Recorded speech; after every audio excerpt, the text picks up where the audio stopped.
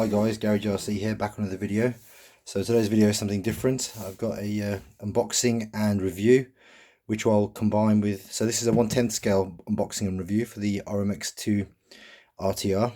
It's a brushless, ready to run drift car that's been set up by MST technology. So it comes ready to run with a servo motor, gyro, I think everything except the battery.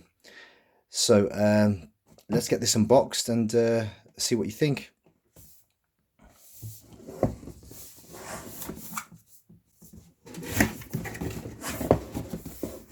So I've been looking forward to this because this particular version comes with a ready painted shell. So I think this is a Ford Mustang GT. Okay, and I'll need to move my camera away. I'm used to doing the mini RC and this car's a lot bigger. So that looks pretty cool. Light buckets. Okay, so this is a transmitter.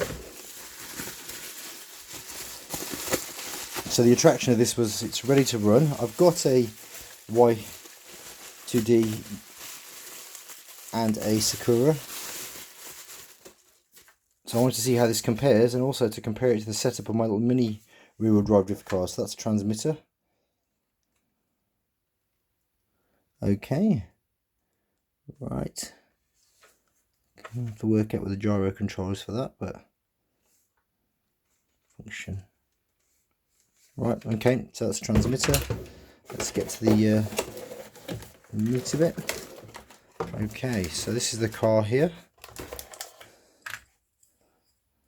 Right, so it comes ready to run. Not sure about the colour of the wheels there. I think I'd have preferred a darker colour, but I can just repaint those. Okay, right then. Let's stop there for a second, have a closer look at the shell.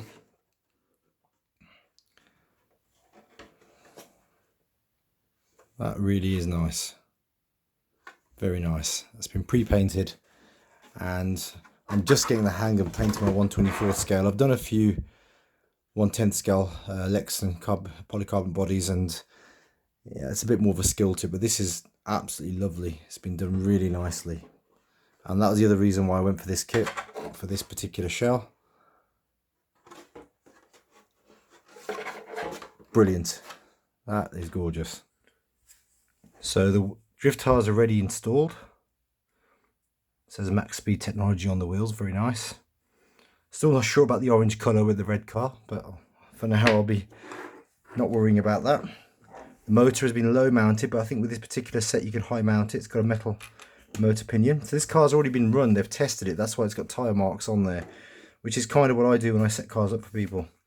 It's got these cool brake discs and calipers already set up. Servos installed. Speed control looks quite meaty, that's installed.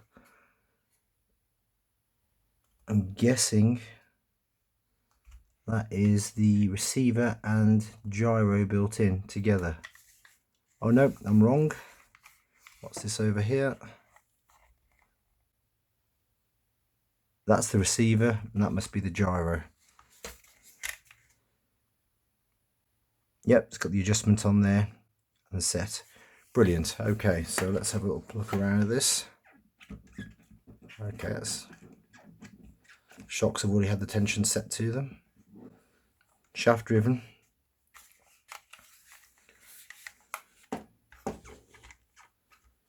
That feels very nice. Okay, so I've just got to get the wheels on, get a battery in here and see how this runs. Right, it's a 2500 kV motor, 4-pole brushless motor, and the EC, I'll have to read the spec off that, off the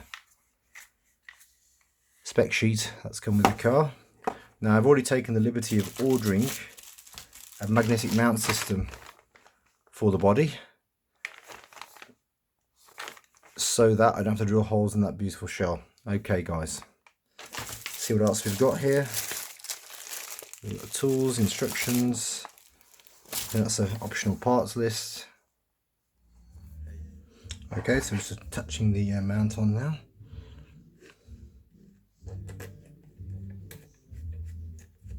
So this mount is adjustable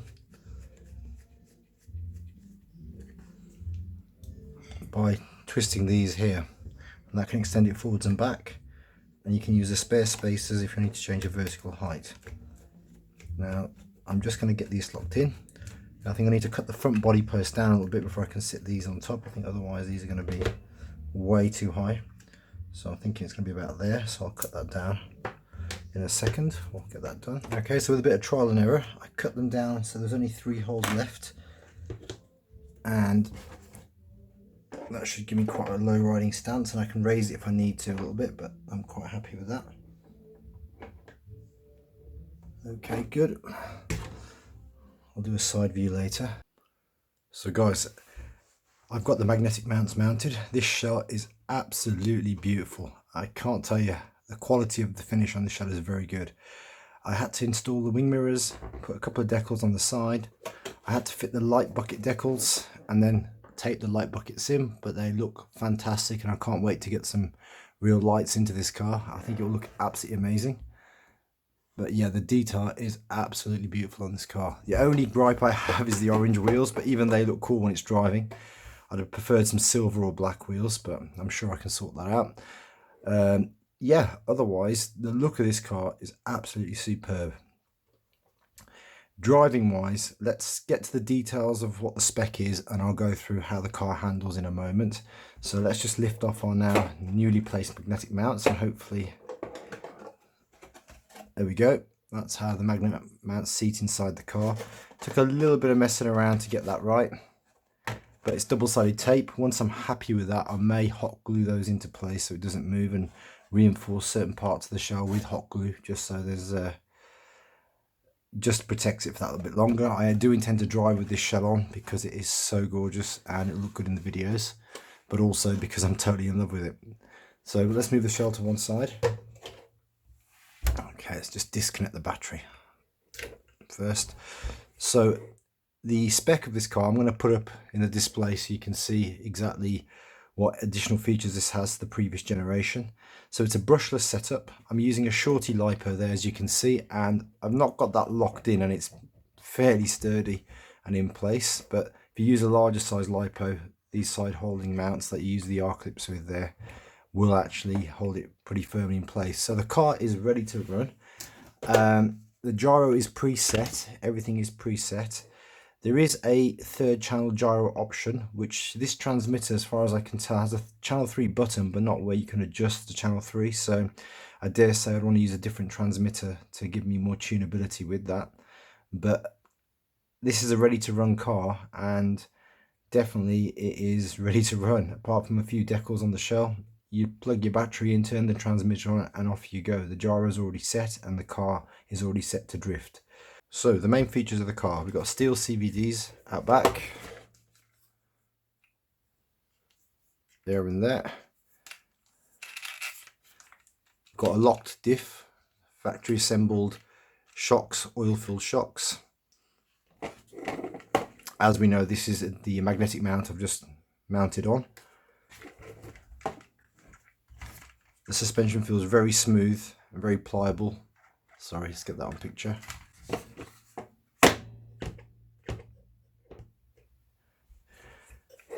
Receiver is 3-channel. The gyro is mounted vertically here, but you can change the position of that following the instructions. The servo can be mounted horizontally and vertically. The motor, let's turn the car around so you can see the motor, comes with a stainless steel pinion, aluminium motor mount, and it looks pretty heavy duty, and you can mount the motor in a high position as well as a low position. And obviously the longer I have this car, the more I'll go through these different settings. Overall, it looks like a quality piece of kit. Let's turn the car on and see the actual steering angle in action. It would help if we actually plugged it in. So it uses a Dean's connector. So this is the battery out of my Y2D.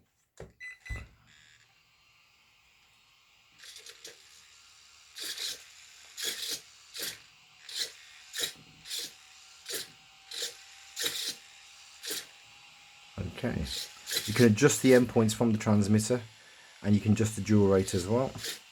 You can hear the fan going on the speed controller there.